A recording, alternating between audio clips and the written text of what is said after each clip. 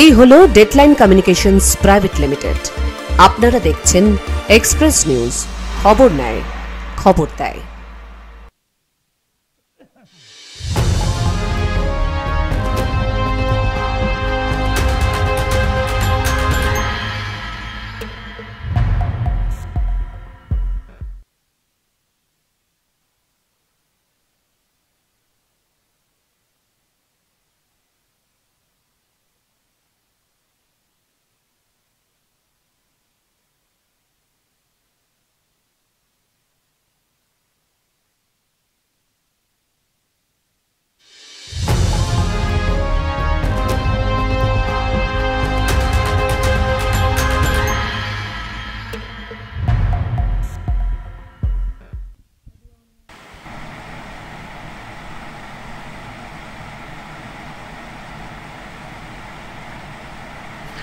নমস্কার, আপনারা দেখছেন এক্সপ্রেস নিউজ চ্যানেলের বিশেষ সান্ধ্যকালীন অনুষ্ঠান এক্সপ্রেস অনলাইন। প্রত্যেক বুধবার ঠিক সন্ধ্যে 7টার সময় আমরা আপনাদের সামনে হাজির হই, আমাদের দর্শকদের সামনে হাজিরা দিই। আর এই প্রত্যেক বুধবার সন্ধ্যে 7টাতে আমরা দুর্গাপুর বা দুর্গাপুরের চারপাশে যে আমাদের বিস্তৃত শিল্পাঞ্চল, এখানে যে সমস্ত সামাজিক সংস্থাগুলো নানাভাবে পরিষেবা দিয়ে যাচ্ছে, ধরুন কেউ সাফাই কর্মচারীদের নিয়ে কাজ করছে, কেউ বা হেমোফিলিয়া বা থ্যালাসেমিয়া অসুখ নিয়ে তারা কাজকর্ম করছেন, পরিষেবা দিচ্ছেন, কেউ নারী ক্ষমতায়ন সেটা নিয়ে কাজ করছেন, কেউ হয়তো গ্রামীণ উন্নয়নের জন্য কাজ করছেন। এগুলো সমস্ত ওই সংস্থাগত বা অনেক সময় ব্যক্তি মানুষেরা এই সমস্ত কাজগুলো করেছে। কেউ কেউ খেলার মাঠের নানা উন্নতির জন্য চেষ্টা করছে, নানা জায়গায় নানাভাবে। এই সমস্ত সংস্থাগুলো, সামাজিক সংস্থাগুলোকে, এমনকি অনেক সময় ব্যক্তি মানুষও আছেন যারা এই ধরনের কাজে যুক্ত আছেন, তাদেরকে আমরা আমাদের দর্শকদের সাথে পরিচয়টা করিয়ে দিই। দুটো কারণ। এক নম্বর, যে যারা কাজ করছেন আমরা আমাদের চ্যানেলের তরফ থেকে তাদের একটা স্বীকৃতি দিই যে তারা এই কাজ করছেন মানুষের জন্য, সেটা পরিচিত হওয়া দরকার। দ্বিতীয়ত, আমাদের দর্শকদের মধ্যে অনেকে আছেন যাদের ইচ্ছে না ধরনের এই সামাজিক কাজকর্মে যুক্ত হওয়ার জন্য, তার মধ্যে একটা ভাবনা আছে, কিন্তু একই ভাবনার লোকরা কোথায় কি কাজ করছে সেটা তারা জানেন না, সেই জন্য তারা বুঝতে পারেন না কিভাবে কাজ করব। তো এই ধরনের সংস্থা বা ব্যক্তি মানুষ যারা সামাজিক কাজ করে চলেছেন, রাজনীতির বাইরে, সরকারের বাইরে যে কাজগুলো হয়ে চলেছে, সেই সব মানুষজনের সঙ্গে আলাপ পরিচয়ের একটা সুযোগ আমরা করে দিয়েছি। আজকে কিন্তু একেবারে একটু অন্যরকম অনুষ্ঠান আমরা আপনাদের সামনে হাজির করব। দুর্গাপুর কারখানা শহর দুর্গাপুর, আর কারখানা মানে মিস্ত্রি, মজুর, শ্রমিক। আর এই মিস্ত্রি, মজুর, শ্রমিকদের নানা আন্দোলন, নানা সংগঠন, ট্রেড ইউনিয়ন, এবং একটা সময় তো আমার যথেষ্ট মনে আছে যে দুর্গাপুরের ট্রেড ইউনিয়ন আন্দোলন গোটা ভারতবর্ষে সাড়া জাগিয়েছিল, যে দুর্গাপুরে শ্রমিক মজদুররা কর্তৃপক্ষের বিরুদ্ধে বা অন্যায়ের বিরুদ্ধে, কর্তৃপক্ষের বিরুদ্ধে না বলে এবং শ্রমিকদের আরও বেশি সুযোগ সুবিধার জন্য দুর্গাপুরে বিভিন্ন শ্রমিক আন্দোলন হয়েছে, তার ভালো মন্দ, উচিত অনুচিত, পরবর্তী ক্ষেত্রে তার প্রভাব ইত্যাদি নানা রকম তর্ক বিতর্ক আছে। কিন্তু এটা ঠিক কথা যে দুর্গাপুরে শ্রমিক আন্দোলন বা ট্রেড ইউনিয়ন আন্দোলন কিন্তু একটা সময় গোটা ভারতবর্ষে সাড়া জাগিয়েছিল। এখন কি অবস্থা আছে এইটা নিয়ে আমরা আলোচনা করব। আমাদের আজকের অতিথি দীর্ঘকালের ট্রেড ইউনিয়ন কর্মী, আমাদের দুর্গাপুর ইস্পাত কারখানার অন্যতম union Hindustan Steel Workers Union, INTUC অনুমোদিত, সেই ইউনিয়নের সাংগঠনিক সম্পাদক আমাদের সাথে উপস্থিত আছেন রবীন গাঙ্গুলি। রবীন, নমস্কার। হ্যাঁ, অনেক অনেক ধন্যবাদ, তুমি এসছো স্টুডিওতে, তোমার অফিসের কাজকর্ম বা ইউনিয়নের কাজকর্ম ফেলে এখানে এসেছো আমাদের সাড়া দিতে। আমরা আজকের বিষয় রেখেছি রবীন, তুমি জানো যে ট্রেড ইউনিয়নের ধারাবাহিকতা, আমাদের প্রিয় দর্শকরা যারা, নবীন তুমি জানো ধারাবাহিকতার কথা বললে কি ছিল, মানে ইতিহাসটা তো একটা জানা দরকার। কিন্তু আমাদের দুর্ভাগ্য হচ্ছে যে দুর্গাপুরে অনেক কিছু হয়েছে, অনেকে অনেক কিছু বলে, কিন্তু সেইভাবে না ডকুমেন্টেশন হয়নি। যেমন যদি আমরা একটা আলোচনার মধ্যে নিয়ে আসি, রবীন, ধরো তোমাদের হিন্দুস্তান স্টিল ওয়ার্কার্স ইউনিয়ন, এটা কবে রেজিস্ট্রেশন হলো? এটা অ্যাকচুয়ালি যখন হিন্দুস্তান স্টিল ওয়ার্কার্স ইউনিয়ন, যখন দুর্গাপুর ইস্পাত কারখানা প্রতিষ্ঠিত হয় পড়ার পর থেকে আইএনটিইউসি তো ধরুন আমরা 1947-এ যেটা তৈরি হয়েছিল, তারপরে পরবর্তীকালে 96-7 এই সময় না, আইএনটিইউসি তো একটা ফেডারেশন, সেটা কারণ আমরা আলোচনা করব কথায় কথায়। আমাদের দুর্গাপুরের যে ট্রেড ইউনিয়নের 1926 সালের আইন অনুযায়ী, ইন্ডিয়ান ট্রেড ইউনিয়ন অ্যাক্ট অনুযায়ী আমাদের সমস্ত ট্রেড ইউনিয়নগুলোকে রেজিস্ট্রেশন করতে হয়। দুর্গাপুরে ট্রেড ইউনিয়ন আন্দোলনের ইতিহাস যদি বলেন তাহলে প্রথম বলি যে সেটা 1958 সাল। তখন দুর্গাপুর স্টিল প্ল্যান্টের আগে কিন্তু আমাদের আজকে যেটাকে ডিপিএল বলি, সেই কারখানা তৈরি হয়ে গেছে, তার নাম ছিল দুর্গাপুর ইন্ডাস্ট্রিজ বোর্ড। এই ইন্ডাস্ট্রিজ বোর্ড 1958 সাল, খেয়াল রাখবেন। সেখানে কিছু শ্রমিক, তদানীন্তন দুর্গাপুরের ভূমিপুত্র আনন্দগোপাল মুখার্জির নেতৃত্বে সেখানে কিন্তু একটা ধর্মঘট করেছিল বেটার লাইফস্টাইলের জন্য। তার কাছাকাছি সময়ই দুর্গাপুর ইস্পাত কারখানার দুজন বড় ঠিকাদার, মানে ঠিকাদার বলে আজকে যেরকম হয় মানে এরকম না, খুব বড়, সিমেন্টেশন প্যাটেল এবং সাইমন কার্স, তাদের নিজস্ব শ্রমিকদের জন্য কলোনি ছিল। সিমেন্টেশন প্যাটেল কলোনি এখনও আছে সাইমন কার্সের। তাদের ইউনিয়ন হয়েছিল। সেই ইউনিয়নের নেতৃত্ব অবশ্য দিয়েছিলেন বলশেবিক পার্টির মানিকবাবু, সাথে ফরওয়ার্ড ব্লকে অজিত সেন ছিলেন। পরবর্তী ক্ষেত্রে আসানসোলে কাজ করতেন দেবেন সেন, তিনিও এখানে এসেছিলেন, তিনিও কাজ করতেন।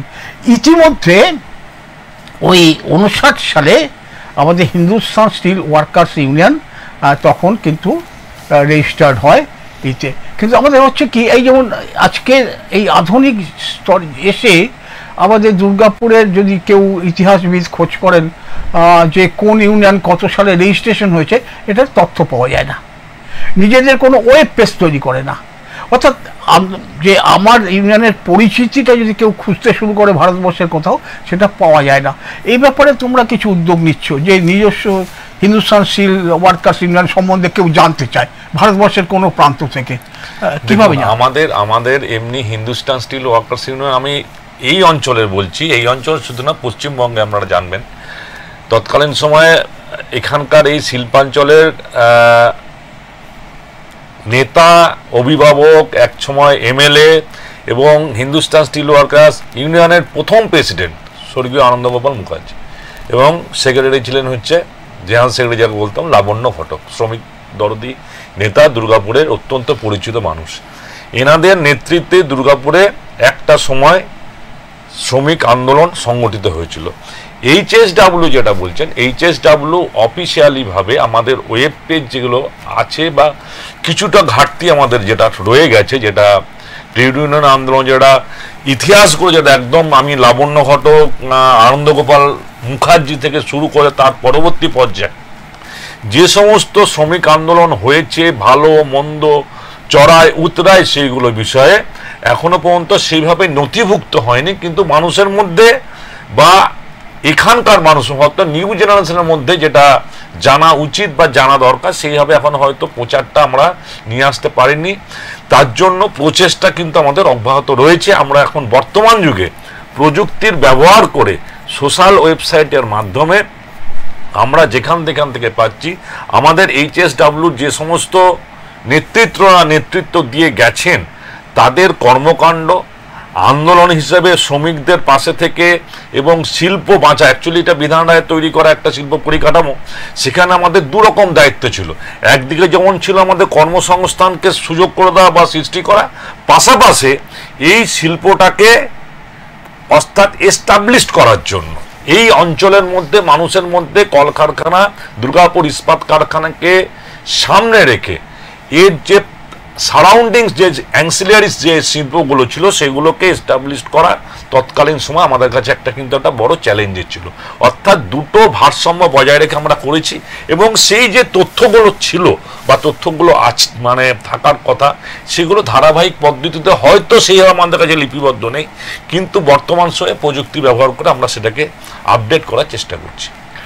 এটা আমরা যেটা দেখেছি, অনেক গবেষক ইতিমধ্যে ভারতীয় ইতিহাস কংগ্রেস কলকাতা হয়ে গেছিল কয়েক বছর আগে, সেখানে কাকুলি মুখার্জি নামে একজন গবেষক, তিনি দুর্গাপুরের শ্রমিক আন্দোলনের ওপরে একটা পেপার সাবমিট করেছিলেন এবং সেটা ইতিহাস কংগ্রেস থেকে প্রকাশিত হয়েছিল।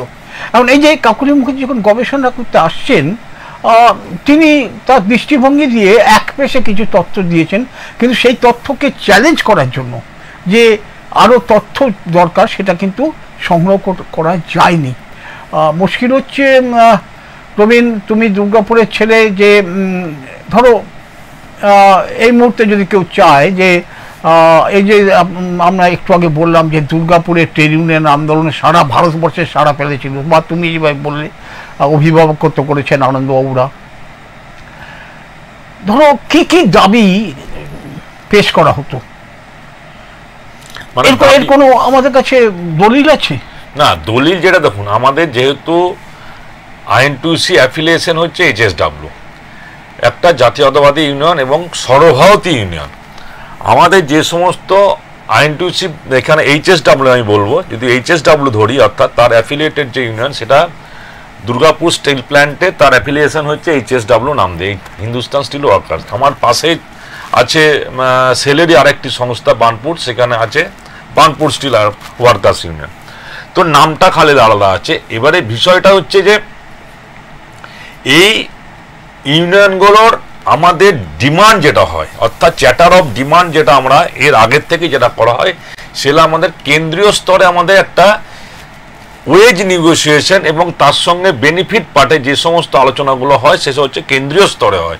সেই কেন্দ্রীয় স্তরে আমাদের আলোচনা করার জায়গা, প্ল্যাটফর্ম তৈরি আছে, জয়েন্ট বার্গেনিং কাউন্সিল। সেখানে আমাদের সর্বভারতীয় ক্ষেত্রে আইএনটিইউসি ওখানে রিপ্রেজেন্ট করে, এইচএসডব্লিউ তার প্রতিনিধি থাকে।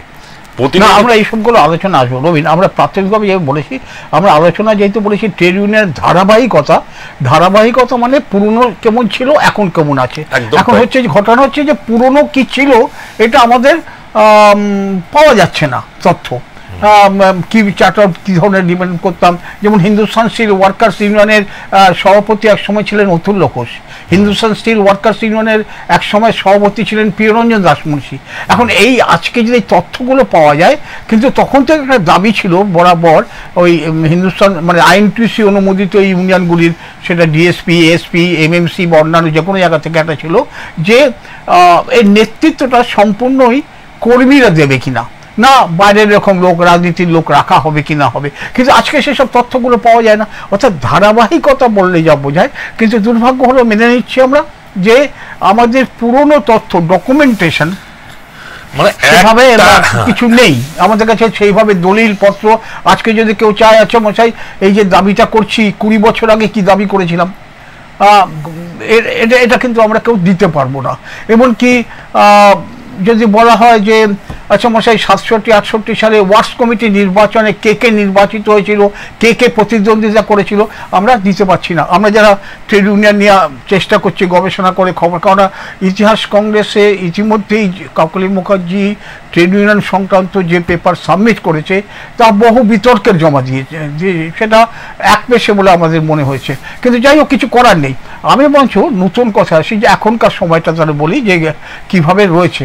এখন তুমি কথায় কথা অনেকবার বললে জাতীয়তাবাদী ইত্যাদি, আমি সরাসরি জিজ্ঞেস করতে চাইছি তোমার কি মত বলো তো, যে ট্রেড ইউনিয়ন কি কোনো না কোনো রাজনৈতিক দলের শাখা সংগঠন হিসেবে কাজ করা উচিত রবীন? না, আমি মনে করি না। অ্যাকচুয়ালি আইএনটিইউসি যখন প্রতিষ্ঠা লগ্নে কিন্তু কোনো শাখা সংগঠন হিসেবে ছিল না। অ্যাকচুয়ালি তখন আমাদের মোহনদাস করমচাঁদ গান্ধী যখন বুঝেছিলেন স্বাধীনতার পরবর্তী পর্যায়ে যে মানুষের গ্রামের মানুষ এবং একদম গ্রাসরুট লেভেলের মানুষের যদি সার্বিক উন্নয়ন না হয়, তাহলে ভারতবর্ষ আর্থিক এবং সামাজিক দিক দিয়ে প্রতিষ্ঠা পাবে না।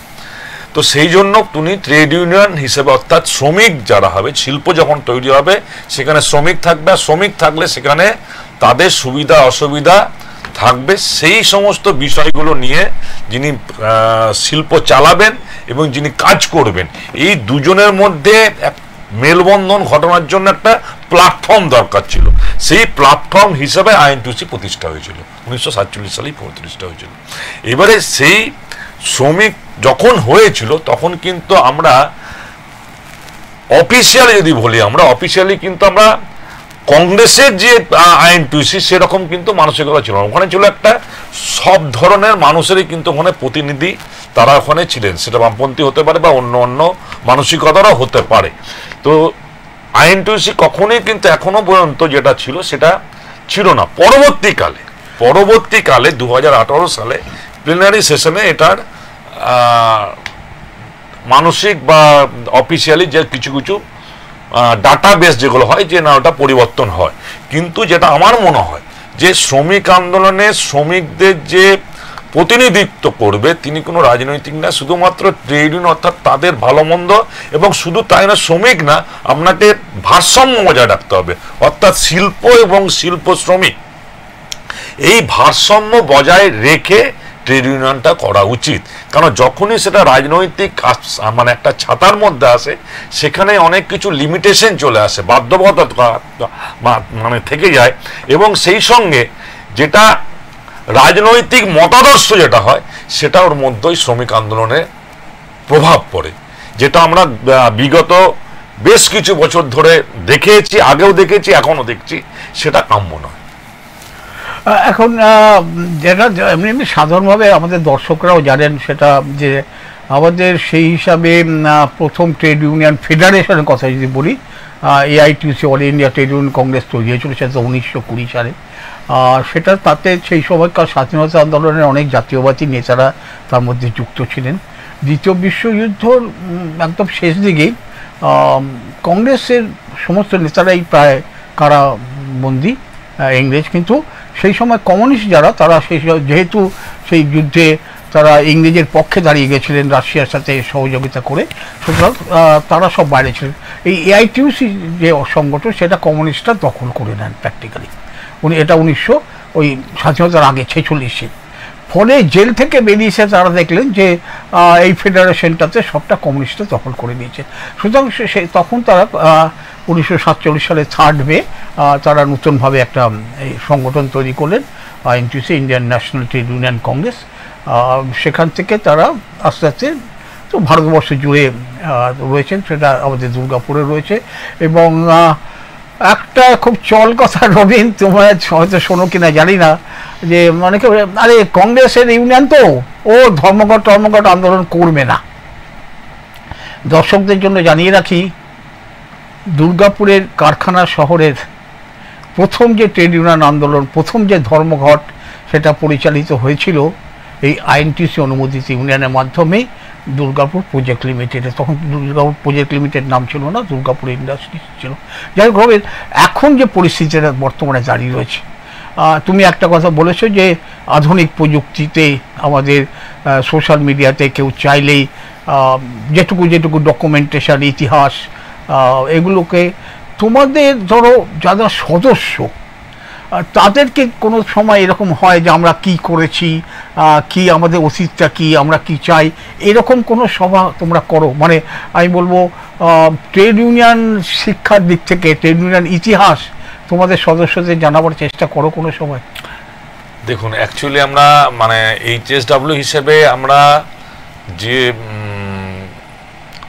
সংগঠিতভাবে যেটা দরকার আর কি, যে ট্রেড ইউনিয়নের আন্দোলনের যে ইতিহাস বা সেটা হয়তো সেভাবে কখনো হয়নি। এর আগে আমরা করেছি লিডারশিপ ট্রেনিং বা প্রক্রিয়াগুলো হয়েছে।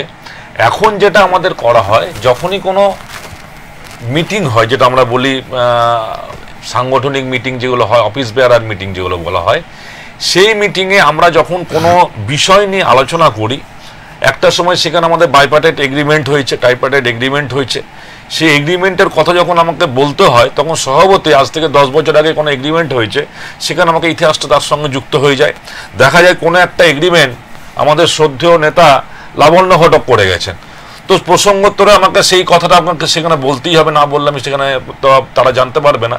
তো বিষয়টা এইভাবে হয়তো আসে, কালেকটিভলি যেটা ভাবতে পারি, কালেকটিভলি সেইভাবে আমাদের এখনো পর্যন্ত ওয়ার্কশপ হয়নি, তো করার চেষ্টা চলছে। একটা রবীন্দ্র এটা ভালোই বললে যে দেখে কিছুটা তো অন্তত তাদের বলছোই, তোমরা শেখাচ্ছ।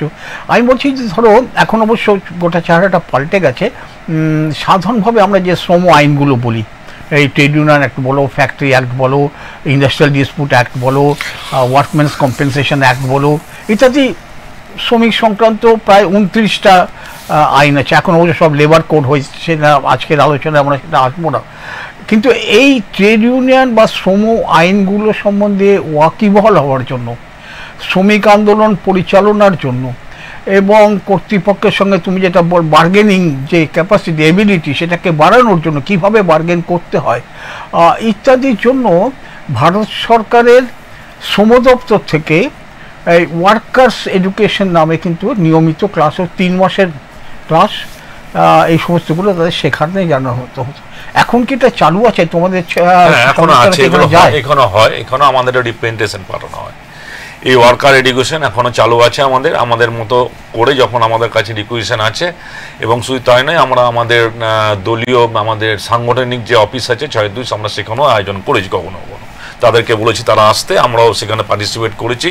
কখনো আমাদের নিয়ারেস্ট জায়গা আসানসোল আছে বা কলকাতা আছে, এসব জায়গায় আমরা এই ওয়ার্কার এডুকেশন প্রোগ্রামগুলো আমাদের এখনো পর্যন্ত সেটা রেগুলারাইজ আছে এবং পার্টিসিপেশন আমাদের থাকে। এবং যতটা সম্ভব যারা ইন্টারেস্টেড থাকে বা যারা আমরা মনে হয় ইচ্ছুক জানবো, তারা জানতে পারে এবং সারা অংশগ্রহণ করে। অর্থাৎ দেখো আইনগুলো এগুলো যদি সাধারণ শ্রমিকরা তো তেমন লেখাপড়া যদি আসে না, কিন্তু এগুলো শিখলে পরে তাদের পরবর্তী ক্ষেত্রে কাজকর্ম একদম ঠিক। আমি ওইটাই আপনাকে বলতে চাইছি, একটাই যে ট্রেড ইউনিয়নটা করাটা, ট্রেড ইউনিয়ন মানে আন্দোলন বা ট্রেড ইউনিয়ন মানে সঙ্গে যুক্ত থাকাটা একটা জেনারেল পলিটিক্স যেটা বলি আমরা, সাধারণ বা ভোটের যে রাজনীতি বলি, তার সঙ্গে কিন্তু অনেকটাই ফারাক থাকে।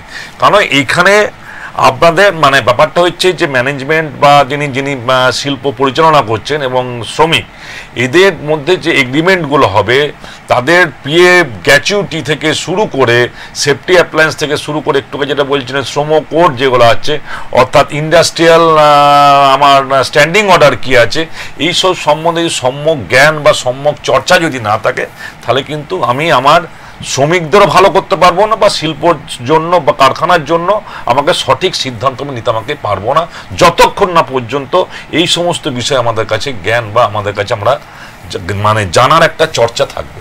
আচ্ছা, এইটা একটা দেখো গুরুত্বপূর্ণ। তোমাকে একটা রবি জিজ্ঞেস করি, আমি ইদানিং আমার নিজের উৎসাহে কিছু তথ্য সংগ্রহ করছিলাম। দুর্গাপুরে ধরো দীর্ঘকাল ধরে আমাদের পশ্চিমবঙ্গ শ্রম দপ্তরের ডেপুটি লেবার কমিশনার এখানে আছেন, তার অফিস আছে এবং নিয়মিত। কিন্তু আমি খোঁজ নিয়ে দেখলাম যে গত 10 বছরে প্রকৃতপক্ষে আমাদের বড় কারখানা, ছোট কারখানা যেখানে আছে, সেখান থেকে লেবার কমিশনের কাছে আলোচনার জন্য, ট্রাইপার্টাইট নেগোসিয়েশনের জন্য, কনসিলিয়েশনের জন্য কেস আসছেই না। মানে এখন কি এরকম দাঁড়িয়েছে যে এইসব আইন মোতাবিক যে সমস্ত ব্যবস্থা আছে সেগুলোকে এড়িয়ে কি বলবো ভাষায় লবি, একটু চেনা জানা খাতির, এর মধ্যে দিয়ে শ্রমিকের দাবি দাওয়া মেটাবার চেষ্টা করা হচ্ছে আইনসঙ্গতভাবে লেবার কমিশনের মাধ্যমে, যে আমার পরপর আছে রাস্তা, সেগুলোকে তোমরা এড়িয়ে যাচ্ছ?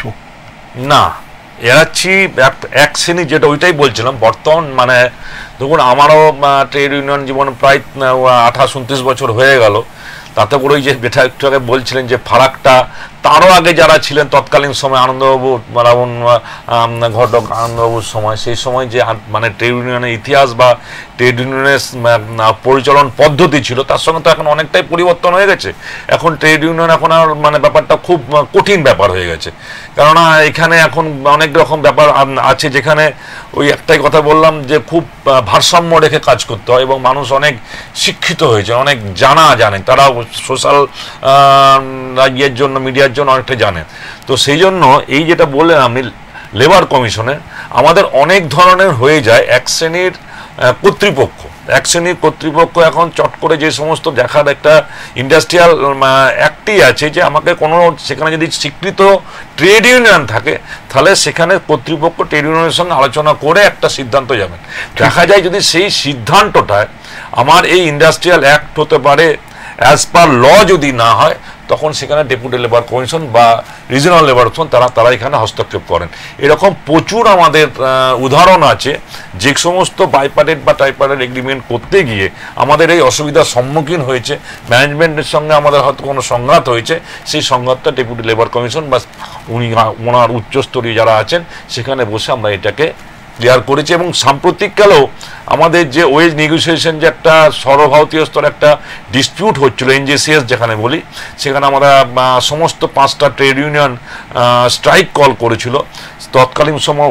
ওই সময়টাতে সর্বভারতীয় লেবার কমিশনার সেখানে ইনভলভ হয়ে স্ট্রাইকটাকে আমাদেরকে ডেফার করতে বলে এবং তিনি ওখানে মধ্যস্থতা করেন। তো ওনাদের যে রোলগুলো আছে তা ওনাদের কাছে যদি সঠিক সময় যদি পৌঁছায় বা আমরা যদি পৌঁছাতে পারি, সে ম্যানেজমেন্টে হতে পারে, আমাদের তরফ থেকে হতে পারে, সেখানে ওনারা অংশ পার্টিসিপেট করেন এবং সেখান থেকে একটা সুরাহা দেওয়ার আলোচনার মাধ্যমে চেষ্টা করেন। এটা একটা ব্যাপার অবশ্য রবীন, তুমি জানো নিশ্চয়ই যে কোনো কারখানা যদি কোনো ইউনিয়ন ধর্মঘটের নোটিশ দেয়, একদম আইন মোতাবিক তৎক্ষণাৎ সেই যে ডিসপিউটের উপরে নোটিশ দেওয়া হবে তৎক্ষণাৎ লেবার ডিপার্টমেন্টে, রাজ্যের অথবা কেন্দ্রের, সেখানে জানাতেই হবে যে অমুক ট্রেড ইউনিয়ন হয়েছে, অর্থাৎ ডিসপিউটটা অলরেডি তৈরি হয়ে গেল। যেই মাত্র নোটিশ দিলে ডিসপিউট তৈরি হলো এবং একটা আইন হচ্ছে এই ধরনের ডিসপিউট, কোন ডিসপিউট ম্যানেজমেন্ট বা ইউনিয়ন ট্রেড লেবার কমিশন কাছে নেবে কি নেবে না সেটা তাদের উপর নির্ভর করে, কিন্তু স্ট্রাইক নোটিশ হলে কিন্তু এটা লেবার ডিপার্টমেন্টকে পাঠাতে হবে। এটাই হচ্ছে আমাদের সাধারণ একদম ঠিক। এই আমাদের 20 তারিখে ছিল, আমরা আমাদের লেবার কমিশন এটাকে আমাদের আছে, এটা আছে, এটা এখন আমি যেটা জিজ্ঞেস করছিলাম তবে আসল দেখো একটা ব্যাপার, আজকের দিনে আমরা এমনি সাধারণ সবসময় বলি যে ভাই বিশেষ করে সরকারি কারখানায়, যেহেতু আমাদের সরকারি কারখানা আমাদেরই সম্পত্তি, তো এখানে কর্তৃপক্ষের সঙ্গে আলাপ আলোচনা করে যদি কিছু থাকে ডিসপিউট বিরোধ আমরা মিটিয়ে নেব, এটা একটা পদ্ধতির কথা বলা হয়। এখন এটা আমাদের হলো কি একটা সময় এই ধারাবাহিকতার কথা বলছিলাম, আমাদের কি ছিল, তুমি 28 বছর ধরে কারখানায় রয়েছে, তুমি আমাকে বলো, ধরো এখন যেটা হচ্ছে আমরা ত্রিস্তরীয় একটা ব্যবস্থা করেছি, আমাদের প্ল্যান্ট লেভেল, আমাদের শপ লেভেল, প্ল্যান্ট লেভেল, তারপরে ন্যাশনাল লেভেল।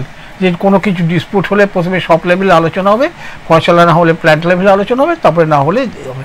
অর্থাৎ এবার করা হলো কি, এখানকার ট্রেড ইউনিয়নের নেতা যারা, তাদেরকে প্রকৃতপক্ষে ম্যানেজমেন্টের পার্টনার হিসাবে দিল্লিতে নিয়ে যাওয়া হলো, যে যা কিছু হবে ফাইনাল ওখানে হবে এবং ম্যানেজমেন্ট যেমন সিদ্ধান্ত নেয় ওই সিদ্ধান্তের কেউ পার্টনার করে নেওয়া হলো।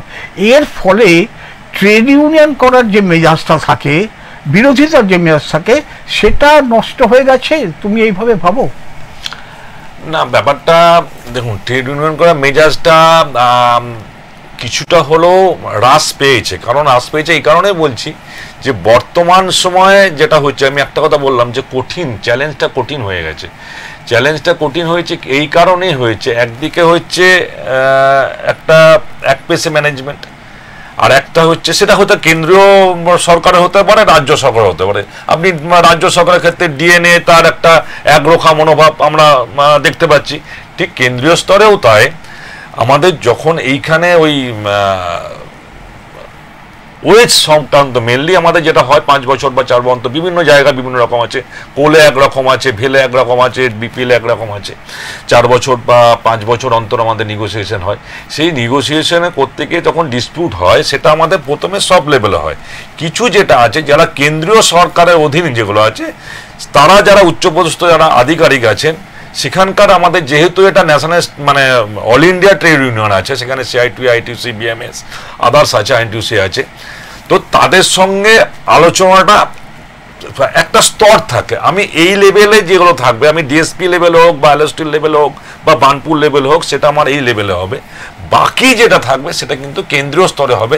কেন না হতে হবে, সেখানে আর্থিক যদি কোনো কিছু বিষয় থাকে, পলিসিগত যদি কোনো বিষয় থাকে, সেখানে কেন্দ্রীয় মন্ত্রিসভা বা সেখানকার সেন্ট্রাল মিনিস্টার বা হতে পারে, তাদের হস্তক্ষেপ বা তাদের সিদ্ধান্ত ওর সঙ্গে জড়িত থাকে, যার ফলে আলোচনাগুলো ওখানে হয়। হ্যাঁ, এবারে যেটা হচ্ছে, এবং প্রতিনিধিগুলো আমাদের ঠিক হয় যে ডিএসপি এবং বিভিন্ন জায়গা থেকে, ডিএসপি কেন অন্যান্য সংস্থা যেগুলো আছে, যদি আমি রেলই ধরি, যদি আমি কোলই ধরি, সমস্ত জায়গা থেকে নির্দিষ্ট সদস্য এবং সংখ্যার উপরে আমাদের প্রতিনিধিত্ব করে ইউনিট ওয়াইজ। তারা কেন্দ্রীয় স্তরে যায়, তারা কেন্দ্রীয় যে সমস্ত ট্রেড ইউনিয়নশিপ আপনার লিডারশিপ আছে, নেতৃত্ব, তাদের সঙ্গে আলোচনা করে একটা কালেকটিভলি আমরা ওখানে বার্গেনিংটা করতে পারি ওয়ার্কারের সাথে। তো সেখানে দাঁড়িয়ে এবারে ঝাঁট যেটা বলছে, হ্যাঁ, যেটা ঘটনা ঘটে যে আমরা বর্তমান সময়ে যেটা হয় যে শ্রমিক স্বার্থবিরোধী একটা শক্তি কাজ করছে। বর্তমান সময়ে শ্রমিক স্বার্থবিরোধী একটা শক্তি কাজ করছে, অর্থাৎ ব্যক্তি মালিকানা বলুন, সেটা কেন্দ্রীয় সরকার হতে পারে, সেই ব্যক্তি মালিকানা ভিত্তিক একটা শক্তি যেন সেখানে তার সক্রিয়তাটা বেশি রয়েছে, এবং শ্রমিক স্বার্থ যেটা রয়েছে সেই শ্রমিক স্বার্থ হয়ে কাজ করা, সেটা তার সেটা বিরোধিতা করা একটা শক্তি রয়েছে, যার ফলে যখন বার্গেনিংটা হচ্ছে সেই বার্গেনিংটা সেখানে ডিসপিউট থেকে যাচ্ছে, অনেকাংশে আমরা একটা সময় গিয়ে আদায় করতে পারছি না, আদায় করার জায়গায় আমাদের কোনো অন্তরায় তৈরি হচ্ছে। অর্থাৎ আমি যদি একটা চ্যাটার অফ ডিমান্ড আদায় ডিমান্ড করলাম, কোনো জায়গায় যদি আমি একটা বেনিফিট আদায় করতে গেলাম যে আমাকে 100 টাকা দিতে হবে, সেই জায়গাটা আমার হতে পারে 80 টাকা হতে পারে, 70 টাকা হতে পারে, 50 টাকা হতে পারে, কিন্তু তোমার এই বেনিফিট যেটা আমাদের অ্যাজ পার ইন্ডাস্ট্রিয়াল অ্যাক্ট হতে পারে, লেবার কোড হতে পারে, এগ্রিমেন্ট মোতাবেক যদি আমাদের পাওনা থাকে, সেই পাওনাটাকে যদি আমি সেটাকে এড়িয়ে যাই বা অ্যাভয়েড করি বা অস্বীকার করি না দেওয়ার জন্য, তখনই সেখানে একটা সংঘাতের তৈরি হয়, এবং সেই সংঘাত থেকে নিচের স্তরে যারা সদস্য আছে, যে ইউনিয়নে হতে পারে, তাদের মধ্যে একটা প্রভাব পড়ে। এই কারণে পরে আমার যে এক্সপেকটেশনটা ছিল, আমি ভেবেছিলাম যে আমার 5 বছর পর আমার 1000 টাকা বা 2000 টাকা বা 5000 টাকা বৃদ্ধি ঘটবে, সেখানে দেখা গেল আমার 1000 টাকা বৃদ্ধি হলো। কেননা ম্যানেজমেন্টের একটা মনোভাবটা এরকম একটা, যে একটা আমি শ্রমিক বিরোধী একটা মনোভাব কাজ করে। তারপরে এখনকার ব্যাপারটা হয়ে গেছে কম্পিটিশনের ব্যাপার, ইন্ডাস্ট্রি যেটা একটা সময় হতো নো প্রফিট নো লসে হয়েছে, যখন দুর্গাপুর স্টিল প্ল্যান্ট কারখানা তৈরি হয়েছিল বা অন্যান্য এখানে এই শিল্প তালুকে যে সমস্ত কারখানা তৈরি হয়েছিল, তখন কর্মসংস্থানটাই মূল উদ্দেশ্য ছিল, প্রফিট লসটা অথচ কিন্তু আমাদের কাছে ছিল না। কিন্তু বর্তমান সময় দেখা যাচ্ছে শুধু প্রফিট লসটা নয়, আমাদের সেই গাছ বাঁচিয়ে ফল খেতে হবে, অর্থাৎ আমার গাছটাকেও দেখতে হবে, ফলটাও খেতে হবে। এইরকম একটা চ্যালেঞ্জের মুখোমুখি। একদিকে হচ্ছে কম্পিটিশন আছে, সে যে কারখানা হতে পারে, সে সার কারখানা হতে পারে, সে রেল হতে পারে, কোল হতে পারে, আমার স্টিল ফ্যাক্টরি হতে পারে, বিদ্যুৎ হতে পারে, তাদের মধ্যে প্রত্যেকের একটা প্রতিযোগিতা রয়েছে। এই প্রতিযোগিতার বাজারে টিকে থাকতে গেলে শ্রমিকদের যে ফিক্সড কস্ট আছে, সেই ফিক্সড কস্টের যে খরচাটা আছে, সেই খরচাটা যেমন একদিকে চিন্তা করতে হচ্ছে, আবার আমাকে ওই মার্কেটে আমি যাতে আমার কস্ট অফ প্রোডাকশন যেটা আমাদের মিনিমাম করা যায়, যাতে আমি মার্কেটে টিকে থাকতে পারি, সেই দেখাটাও দেখতে হচ্ছে। এর ফলে কি হচ্ছে, আমার এক্সপেকটেশন অর্থাৎ শ্রমিকদের এক্সপেকটেশন আর ম্যানেজমেন্টের এক্সের মধ্যে একটা যেন সংঘাত তৈরি হচ্ছে। এই সংঘাতের ফলে স্বাভাবিকভাবে ট্রেড ইউনিয়ন আন্দোলন একটা এফেক্ট তোমাদের মধ্যে আসছে। রবিন, তুমি চমৎকার করে বললে। দেখো, তোমাকে 2-3টে কথা তোমার কাছে জানতে বুঝতে চাই, আমরা আমাদের দর্শকরা খুঁজবে। আমি তোমাকে ঘটনা বলতে পারি আমার ব্যক্তিগত অভিজ্ঞতা থেকে। ধরো 1977 সালে আমাদের গোটা স্টিল ইন্ডাস্ট্রির সমস্ত ট্রেড ইউনিয়নগুলিকে দিল্লিতে ডাকা হলো স্টিল ইস্পাত কর্তৃপক্ষের সঙ্গে কথা বলার জন্য। এই কথাবার্তা সবে শুরু হয়েছে, এখানে সেই সময় ইস্পাত মন্ত্রী সেখানে ঢুকলেন, বিজু পটনায়ক ছিলেন তখন ইস্পাত মন্ত্রী। এইটা ঢোকা মাত্র তাকে প্রাথমিকভাবে রিসিভ করার পরেই আইএনটিইউসি নেতা ছিলেন SL পাসি নামে এক ভদ্রলোক, তিনি বললেন যে এটা তো বাইপার্টাইট একটা ডিসকাশন হচ্ছে, এখানে সরকারি লোক কেন? এই সাহসটা ছিল যে কর্তৃপক্ষ এবং ট্রেড ইউনিয়ন তাদের আলোচনা হচ্ছে, সেখানে তৃতীয় পক্ষ না ডাকলে এসছে কেন মন্ত্রী? এতটা দাপট ছিল ইউনিয়নগুলোর। আর আজকে যদি দুর্গাপুরের চেহারা অন্তত দেখো, রাজনৈতিক দলের উপর এত নির্ভরতা বেড়ে গেছে যে রাজনৈতিক দলগুলো কারখানা ট্রেড ইউনিয়ন নেতাদের পাত্তাই দেয় না। দুর্গাপুর থেকে নির্বাচনে কারা দাঁড়ায়? দুর্গাপুর থেকে আনন্দগোপাল মুখোপাধ্যায় দাঁড়াতেন, MP ছিলেন, প্রদেশের সভাপতি ছিলেন দীর্ঘকাল, জীবন রায় এখান থেকে MP হয়েছিলেন, দিলীপ মজুমদার এখান থেকে MLA হয়েছে, মৃণাল ব্যানার্জি এখান থেকে মন্ত্রী হয়েছে, অর্থাৎ সব কারখানার লোক। ট্রেড ইউনিয়ন যারা করেন, আজকে লোকসভা বিধানসভায় বিভিন্ন দল, সে বিজেপি হোক, তৃণমূল হোক, কংগ্রেস হোক, কারা দাঁড়াচ্ছে?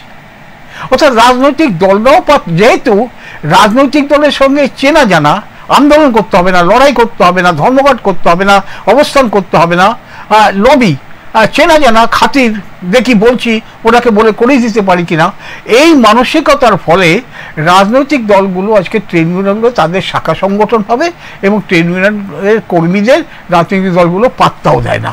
এইটা একটা সাধারণ পর্যবেক্ষণ, এটা সত্যি মিথ্যা নাও হতে পারে, সেই ব্যাপারে তুমি কি বলবে? হ্যাঁ, কিছুটা আপনি যেটা বললেন অনেকাংশে ঠিক। এই কারণেই ঠিক, আমরা যেটা বলছিলাম যে বিগত দিনে আমরা যখন ট্রেড ইউনিয়নের সঙ্গে আমরা যখন পার্টিসিপেশন করেছি বা করে এসেছি একটা সময়, ট্রেড ইউনিয়ন আমি একটা যেটা দিয়ে বললাম আপনাকে, আমি যেটা যে ট্রেড ইউনিয়ন ছিল একটা আলাদা প্ল্যাটফর্ম, উদ্দেশ্য একটা আলাদা, সেটা আমার বামপন্থী ট্রেড ইউনিয়ন হতে পারে বা আমাদের এই ন্যাশনালিস্ট ট্রেড ইউনিয়ন হতে পারে। কিন্তু বর্তমান সময়ে ট্রেড ইউনিয়ন যেটা বললেন যে রাজনৈতিক মতাদর্শের প্রভাবটা এতটাই সক্রিয় হয়ে যাচ্ছে, যার ফলে কি হচ্ছে ট্রেড ইউনিয়ন, শ্রমিক আন্দোলন, আমার রাজনৈতিকের বাধ্যবাধকতার সব একাকার হচ্ছে। আপনাকে এই প্রসঙ্গের ছোট্ট কথা বলি, এই প্রসঙ্গে বলতে চাইছি, দেখুন কয়েকদিন আগে আপনি একটু আগে একটা প্রসঙ্গ বলেছিলেন যে এই শিল্প নিয়ে, এখানকার কয়েকদিন আগে একটা সৃজনী প্রেক্ষাকে শিল্প সমন্বয় একটা বৈঠক হয়ে গেল ডিস্ট্রিক্ট। এই বৈঠকটা আমি যেটা আমার কাছে চিঠি আমি দেখলাম যে ডিএম লেভেলের, হ্যাঁ, government of West Bengal, office of the district magistrate collector পশ্চিম বর্ধমান, অর্থাৎ ডিএম এর তত্ত্বাবধানে, মাননীয় ডিএম সাহেব তত্ত্বাবধানে হয়েছিল এবং সেখানে বিভিন্ন ইন্ডাস্ট্রির যারা আছেন তারা এসেছিলেন। এবং আমি দেখছি এখানে আমাদের দুর্গাপুর স্টিল প্ল্যান্ট থেকে শুরু করে বিভিন্ন কেন্দ্রীয় Alloy Steel Plant, Durgapur project, ঠিক আছে, হিন্দুস্তান পেট্রোলিয়াম, সমস্ত বিষয়টা সেখানে দেখলাম। না, এই যে আমি একটু জেনে বুঝিনি, এটা তার মানে পশ্চিমবঙ্গ সরকারের ডাকা একটা আপনার শিল্প সমন্বয় বৈঠক। এবং এই বৈঠকে তুমি যেটা বললে যে বিভিন্ন কর্তৃপক্ষ, কারখানা কর্তৃপক্ষকে ডাকা হয়েছিল, কারখানা কর্তৃপক্ষকে আমি লেটারেতে আমাকে আমন্ত্রণ জানানো ছিল। আমি জানতে চাইছি এইসব কারখানার যে ট্রেড ইউনিয়ন গুলো আছে তাদেরকে কি ডাকা হয়েছে? না, আমি ওই প্রসঙ্গেই বলছি, এক্ষুনি যেটা বললেন যে ট্রেড ইউনিয়নটাকে মানুষের মধ্যে যেটা হচ্ছে, কিন্তু এটা কি একটা সরকার পারে যে শিল্প সমন্বয় কোনো ট্রেড ইউনিয়নকে ডাকবে না, নির্দিষ্ট একটা ট্রেড ইউনিয়নকে ডাকবে?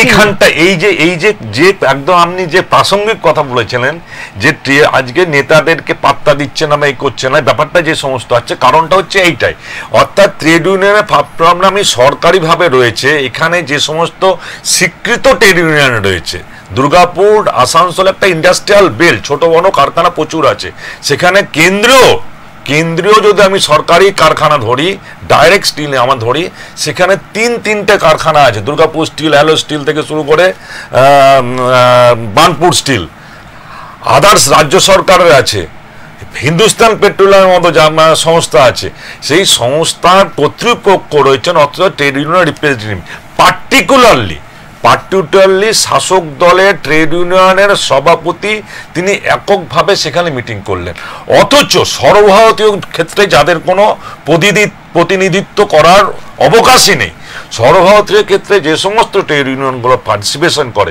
এখানে আমার একটা প্রশ্ন আছে, এটা আমরা পরিষ্কার বুঝতে পারছি যে পশ্চিমবঙ্গ সরকার ডিএম যখন রয়েছেন তিনি একটা মিটিং ডাকলেন শিল্প সমন্বয়ের জন্য, এবং সেখানে অন্য কোনো ট্রেড ইউনিয়নকে না ডেকে তৃণমূল কংগ্রেসে যে আইএনটিটিইউসি আছে তার রাজ্য সভাপতি এবং অন্যান্যদের ডেকেছেন, অন্য কোনো ট্রেড ইউনিয়নকে ডাকেননি, কর্তৃপক্ষদের ডেকেছেন।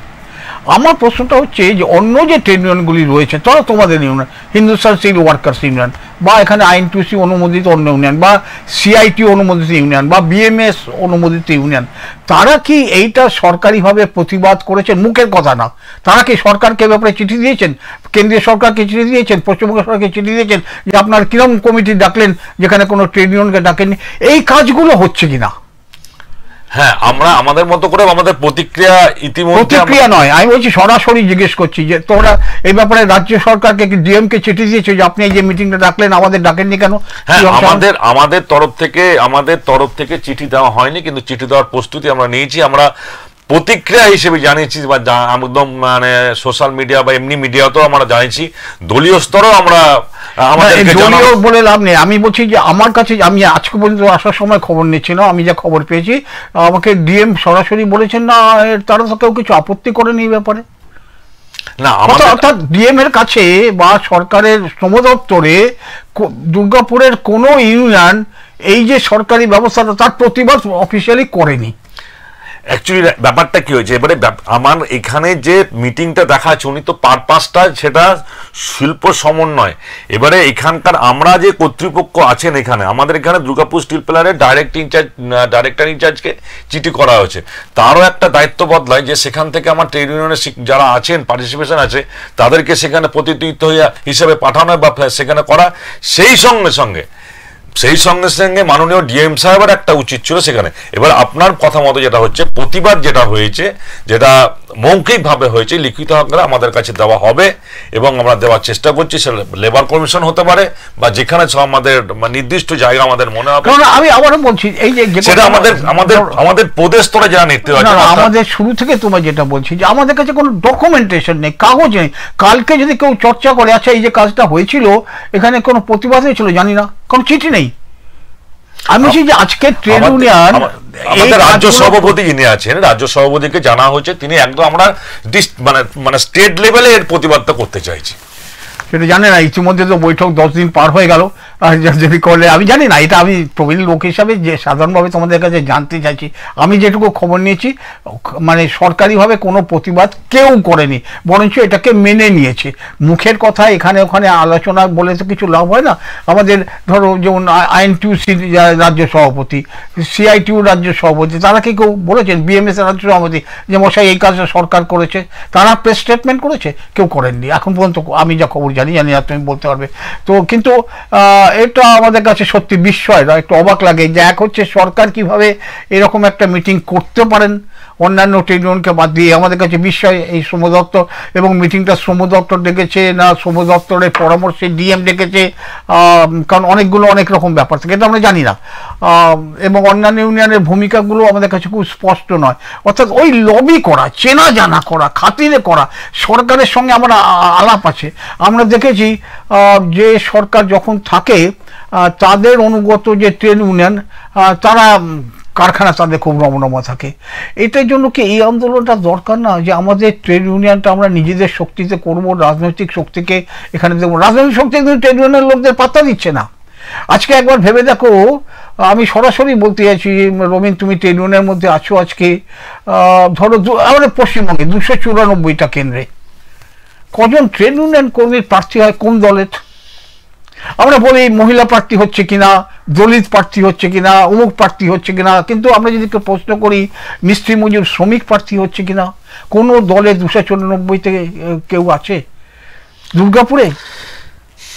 জানি না, একটু আমার মন খারাপের কথা আমি বলে দাও হয়তো বেশি করে। দুর্গাপুরে আমাদের এর আগেও আমাদের প্রার্থী আনন্দমোহন মুখার্জি নিজে একজন ট্রেড ইউনিয়ন প্রবাদ প্রতিম লোক ছিলেন, তার আগে ছিলেন, আপনি যেগুলো নাম বললেন তারা ছিলেন। বর্তমান সময়ে আমাদের ট্রেড ইউনিয়ন থেকে একমাত্র দেবেশ চক্রবর্তী, আমি বলছি, আমি ওটাই বলতে যাচ্ছিলাম, দেবেশ চক্রবর্তী যিনি এক্সিস্টিং এমপ্লয়ি, ট্রেড ইউনিয়ন আন্দোলনের সঙ্গে যুক্ত আছে, ঠিক আছে, সিআইটিউর বলো, বিএমএস বলো, আইএনটিটিউসির বলো, এখন দুর্গাপুর 1, 2 আমাদের দুটো কেন্দ্রে প্রার্থী থাকে। সমস্ত রাজনৈতিক দলের পাত্তাই দিচ্ছে না ট্রেড ইউনিয়নকে।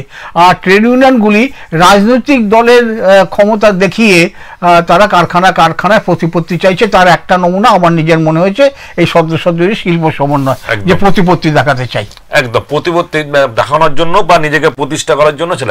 আমি এটাই বলতে চাইছি, এতে কিন্তু আমার বেনিফিট বা ক্ষতি যেটা হচ্ছে, লাভ লোকসান তো ব্যাপার আছে, কিন্তু আলটিমেটলি শ্রমিক আন্দোলনের শ্রমিকদের কিন্তু ক্ষতি হচ্ছে এখানে।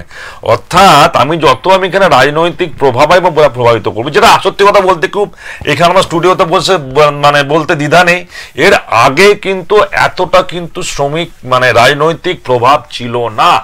ট্রেড ইউনিয়ন রাজনৈতিক মতাদর্শ হতে পারে, আমি এখন একটা মতাদর্শে বিশ্বাস করি। আমাদের সময় খুব কমে যাচ্ছে রবীন, হ্যাঁ আমরা অনেকটা আলোচনা করলাম। আমার 2-3টে খালি প্রশ্ন আছে রবীন, জানতে চাই তোমাকে। তুমি একজন ট্রেড ইউনিয়ন কর্মী, তুমি হিন্দুস্তান স্টিল ওয়ার্কার্স ইউনিয়নের সাংগঠনিক সম্পাদক। আমরা দুর্গাপুরের ট্রেড ইউনিয়ন কাজকর্মের মধ্যে এটা দেখেছি যে দুর্গাপুরের ট্রেড ইউনিয়ন যেটা দুর্গাপুর ধরো স্টিল প্লান্টে বলছি, ডিএসপির কাছে শুধু চেয়েছে তা নয়, তারা নিজেদের শ্রমিক সদস্যদের পরিবারের জন্য কিন্তু অনেক রকম কাজ করেছে। ধরো একদম ছোটদের, যেটাকে আমরা বলতাম মুকুল স্কুল, সে দুর্গাপুরের ট্রেড ইউনিয়ন C2, তারা কিন্তু এই পরিবারের জন্য তখন কিন্তু মুকুল স্কুল করেছিল নিজেদের উদ্যোগে। আজকে তোমরা শ্রমিক পরিবারের শিক্ষা দীক্ষা, খেলাধুলা, গান বাজনা ইত্যাদি দিক থেকে খালি কারখানার কাছে এটা চাইবো এটা চাইবো এটা চাইবো এই হিসাবটা না। তোমরা শ্রমিকদের আরও ভালো উন্নত জীবনের জন্য তোমরা কি কোনো প্রস্তাব পরিকল্পনা আছে যে আমাদের ইস্পাত পরিবারের ছেলেমেয়েরা ভালো খেলতে পারবে এই জন্য, বা তারা নাটক করবে, বা তোমাদের নিজস্ব গানের দল আছে যেটা সঙ্গীত চর্চা করবে, তোমরা এরকম কিছু ভাবনা আছে তোমাদের? হ্যাঁ, শ্রমিকদের আমাদের ট্রেড ইউনিয়নগত হিসেবে মানে তো আমরা কালচারাল প্রোগ্রাম আমরা এর আগেও করেছি। আমরা নিজেদের মধ্যে একটা স্বাভাবিক যেটা হয় সারা বছর আমরা যে সমস্ত আন্দোলন করি তার সঙ্গে সঙ্গে পরিবারের একটা ভূমিকা থাকে, তাদের সেই পরিবারের সঙ্গে আমরা একসময় আমরা পিকনিক থেকে শুরু করে স্পোর্টস থেকে শুরু করে কালচারাল অ্যাক্টিভিটি, এবং যে সমস্ত তাদের গার্জেনদের শ্রমিক পরিবারের ছেলে বা মেয়ে শিক্ষা ক্ষেত্রে হোক বা যে কোনো ক্ষেত্রে হোক বা খেলার জগতে হোক একটা মানে দৃষ্টান্ত স্থাপন করে ভালো রেজাল্ট করেন তাদেরকে উৎসাহবাঞ্চক করার জন্য আমরা করি। এবং আমাদের সেখানে আলোচনাও হয়, মানে আমাদের সাংগঠনিক অফিসের ডিবেট হয়, কমসে কম কিছু ইস্যু ভিত্তিক যে সমস্ত বিষয়গুলো আছে সে কারণে আমরা আলোচনা করি। আমরা শ্রমিক পরিবারের সঙ্গে রয়েছে, কারণ আমরা এখনকার দিনে যেটা বোঝা যাচ্ছে বর্তমান সময়ে শুধুমাত্র একমাত্র ট্রেড ইউনিয়ন আন্দোলন করলে হবে না, তার পাশাপাশি যে সমস্ত কালচারাল অ্যাক্টিভিটিসগুলো থাকবে, সোশ্যাল অ্যাক্টিভিটিস থাকবে, সে ব্লাড ডোনেশন ক্যাম্প হতে পারে বা অন্যান্য বিষয় হতে পারে, সেগুলোকে আমাদের করতে হবে। তার সঙ্গে সঙ্গে আমাদের কর্তৃপক্ষ কিন্তু এই বিষয়টা যেটা আগে ছিল না বর্তমান সময়ে কিন্তু অনেকটাই সক্রিয়, যে শ্রমিক পরিবারদের শুধু শ্রমিক না, শ্রমিক পরিবারটা যদি ঠিক থাকে তাহলে শ্রমিক এবং শিল্প দুটোই ভালো থাকবে, অর্থাৎ কারখানাটাও ভেতরটাও ভালো থাকবে, বাইরেটাও ভালো থাকবে।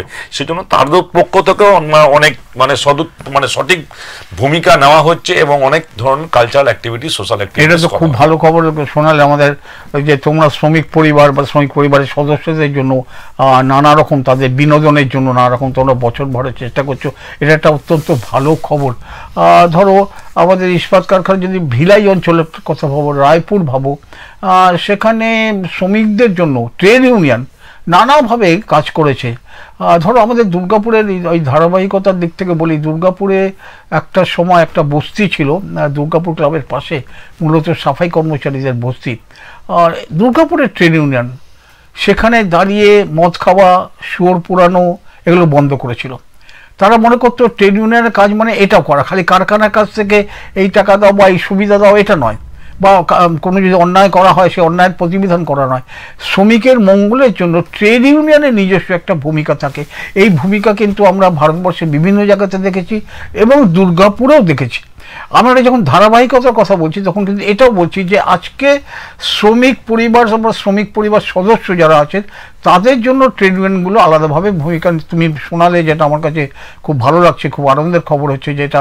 এবং নানা ধরনের ডিবেট হতে পারে, বা এই পরিবারের ছেলেমেয়েরা যারা ভালো কাজ করছে তাদেরকে ডেকে সংবর্ধনা হতে পারে, ইত্যাদিভাবে এটা হতে পারে নানাভাবে। এটা অত্যন্ত ভালো লাগছে। তোমরা ব্লাড ডোনেশন ক্যাম্প এবং সত্যি কথা কর্তৃপক্ষের তরফ থেকে স্টেডিয়াম এবং আমাদের বর্তমানে যে শারীরিক মানে কসরত যেটা বলে আর কি, সেই সমস্ত বিষয়গুলো খুব উৎসাহ দেওয়া হচ্ছে। ব্যাডমিন্টন প্র্যাকটিস করার জন্য, তার জন্য আমাদের ইনডোর গেম প্র্যাকটিস করার জন্য। তুমি বললে একটুখানি আমাদের সময় শেষে করতে হবে, তুমি বললে খেলাধুলা শারীরিক চর্চার কথা বলছো। দুর্গাপুরে স্টিল প্ল্যান্টের যদি ধরি, রসেল প্ল্যান্ট মিলিয়েও স্টেডিয়াম তো ফাঁকা না বর্তমান সময়। আমাদের খেলাধুলা কোথায় হচ্ছে? আগে তো ডিএসপির হকি টিম কলকাতায় খেলতো, ডিএসপি নিজস্ব নানা রকম খেলার, ফুটবল, কাবাডি, নানা ধরনের টিম ছিল। আজকে তো ডিএসপি খেলাধুলার জন্য এবছরের বাজেট যদি দেখি একেবারে কমিয়ে দিয়েছে। এভাবে ট্রেড ইউনিয়ন বলছে না যে দুর্গাপুরের আমাদের শ্রমিক পরিবারের সদস্যদের খেলাধুলার জন্য ঠিকই বলেছেন। একটা সময় অ্যাকচুয়ালি মুশকিল হয় যে সবকিছু শিল্পের সঙ্গে সম্পর্কযুক্ত, অর্থাৎ আমার পকেটে যখন পয়সা থাকে তখন আমার খরচা করার মানসিকতাটাও থাকে, চ্যারিটেবল বিশেষগুলো থাকে। বর্তমান সময় এটা আমি একদম মানে দায়িত্ব নিয়ে বলতে পারি যে কর্তৃপক্ষের তরফ থেকে inter cricket, inter volleyball, inter tennis, inter department হতে পারে, ইন্টার স্টিল ডিপার্টমেন্ট হতে গেলে এগুলো আমাদের সংগঠিত হচ্ছে এবং কাজ করছে, এবং শ্রমিকরা খুব খুব উৎসাহ নেই। এটাও ভালো খবর যে খেলাধুলা দেখো। রবিন, আমাদের অনুষ্ঠান শেষ করতে হবে, আমাদের সময় সীমাবদ্ধ। আবার একদিন আসবো, কথা বলবো। আমার খালি একটা অনুরোধ এখানকার প্রবীণ মানুষ হিসাবে, বা বলতে পারো আমাদের যে এক্সপ্রেস নিউজ চ্যানেলের তরফ থেকে তোমাদের কাছে অনুরোধ, যারা ট্রেড ইউনিয়ন করছো তুমি বা অন্যান্য যারা ট্রেড ইউনিয়ন করছে সকলের কাছে, যে গোটা ব্যাপারটা আপনারা ভাবুন এবং ডকুমেন্টেশন করুন। আপনার ইউনিয়ন কি করছে না করছে, সারা ভারতবর্ষের মানুষ আজকে যত সুযোগ সুবিধা, এগুলোকে না করলে কিন্তু খুব অসুবিধা হয়ে যাচ্ছে পরবর্তী ক্ষেত্রে কাজকর্ম করতে। কোথায় কি ছিল না ছিল এটা দরকার। ইতিহাস যদি না থাকে, শিকড় যদি না থাকে, তো মনেই হবে না যে আমরা কোনোদিন কবে থেকে আছি কি আছি। এইটা একটা অনুরোধ করছি, তোমরা যে একটু ডকুমেন্টেশনের দিকটা বিশেষ করে নজর দাও। যে কেউ যদি কাজ করতে চায়, কেউ গবেষণা করতে চায়, তোমাদের কাছে আসলে কাগজপত্র পেয়ে যাবে। অবশ্যই সহযোগিতা করা আমাদের সঙ্গে কিন্তু আশ্বাস দিচ্ছি, কারণ আমরাও চাই যে লাবণ্যবাবুর আনন্দ গোপালের ইতিহাসটা যেমন থাকবে। সবাই প্রিয় দর্শকরা, আমাদের নমস্কার। সামনের বুধবার সন্ধ্যে 7টায় থাকতে ভুলবেন না কিন্তু। আবার ফিরে আসবো আমরা এক্সপ্রেস অনলাইন নিয়ে। তোমাকে অনেক অনেক ধন্যবাদ রবিন আমাদের সঙ্গে থাকার জন্য। ধন্যবাদ আপনাদের সকলকে ধন্যবাদ।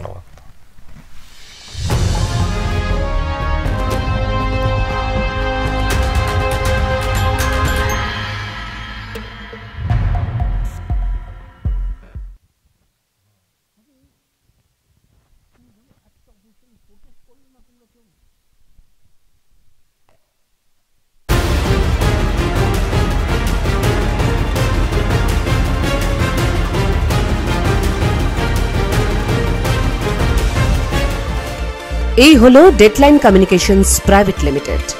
আপনারা দেখছেন এক্সপ্রেস নিউজ, খবর নেয়, খবর দেয়।